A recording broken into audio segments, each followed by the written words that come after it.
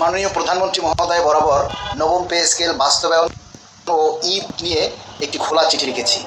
কি লিখেছি চিঠিতে সেটা আপনাদেরকে পড়ে শোনাচ্ছি। খোলা চিঠি বরাবর মাননীয় প্রধানমন্ত্রী গণপ্রজাতন্ত্রী বাংলাদেশ সরকার, বিষয় নবম পে স্কেল বাস্তবায়ন এবং সরকারি কর্মচারীদের ঈদ উদযাপন। মহোদয়, আসসালামু আলাইকুম। নবম পে স্কেল বাস্তবায়ন করার লক্ষ্যে বাংলাদেশ সরকারি কর্মকর্তা কর্মচারী কল্যাণ সমিতি আপনার বরাবর স্মারকলিপি প্রদান এবং জাতীয় বেতন কমিশন সুপারিশ প্রণয়ন কমিটি 2025 বরাবরও স্মারকলিপি প্রদান করেছি, যাতে আসন্ন বাজেটে প্রয়োজনীয় বরাদ্দ রেখে নবম পে স্কেল শতভাগ বাস্তবায়নের দাবিতে নানা যুক্তিসহ উপস্থাপন করেছি। যেখানে বলা হয়েছে দীর্ঘ 11 বছরে 2টি পে স্কেল পাবার কথা, অথচ একটিও প্রাপ্ত হয়নি।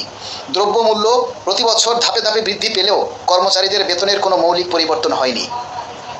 2-3 বছর আগেই অসংখ্য কর্মচারী বেতনের শেষ ধাপে পৌঁছে গেছে, যার কারণে পরবর্তী ধাপ না থাকায় তাদের ইনক্রিমেন্টও বন্ধ হয়ে আছে। 2015 সালের বেতন দিয়ে 2006 সালের এই ঊর্ধ্বমুখী যুগে কি চলা যায়? মাননীয় প্রধানমন্ত্রী মহোদয়, আপনিই বলেন। একাধিক কর্মচারী বিভিন্ন ঋণের দায়ে জর্জরিত। প্রভিডেন্ট ফান্ড কিংবা ব্যাংক থেকে একাধিক লোন গৃহীত হওয়ায় কিস্তি কর্তনের পর যে বেতন হাতে পায় তাতে তাদের 10 থেকে 15 দিনের বেশি সংসার চলে না। এমত অবস্থায় কর্মচারীদের সংসার চালানোই দায় হয়ে পড়েছে। মাননীয় প্রধানমন্ত্রী মহোদয়, আমাদের জন্য আপনি অবশ্যই চিন্তা করেছেন, তাই নবম পে স্কেল বাস্তবায়নে আপনি পদক্ষেপ নিয়েছেন, সেজন্য আপনাকে ধন্যবাদ ও কৃতজ্ঞতা প্রকাশ করছি। কিন্তু আপনাকে বিনয়ের সহিত জানাচ্ছি যে গত 11 বছরে 22টি ঈদ পার করেছি আমরা কেবলই পুরাতন কাপড় চোপড় দিয়ে। ঈদ উৎসব কী জিনিস অধিকাংশ কর্মচারীরাই তা জানে না। কুরবানিতে অংশ নেওয়া তো দূরের কথা। একজন কর্মচারী 8 থেকে 10-12 হাজার টাকা বোনাস পায়, যা দিয়ে এই যুগে কুরবানির গরুর অংশীদার থাকা স্বপ্নেও ভাবা যায় না, যার দরুন আত্মীয় স্বজন, পাড়া প্রতিবেশী, এমনকি স্ত্রী সন্তানদের কাছেও মাথা নিচু করে থাকতে হয়।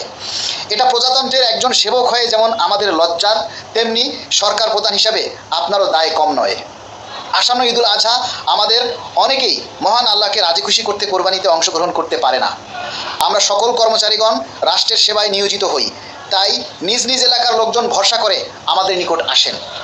আমরা আশা রাখব রাষ্ট্রের অভিভাবক হিসেবে আমাদের সম্মান বজায় রাখা আপনার দায়িত্ব।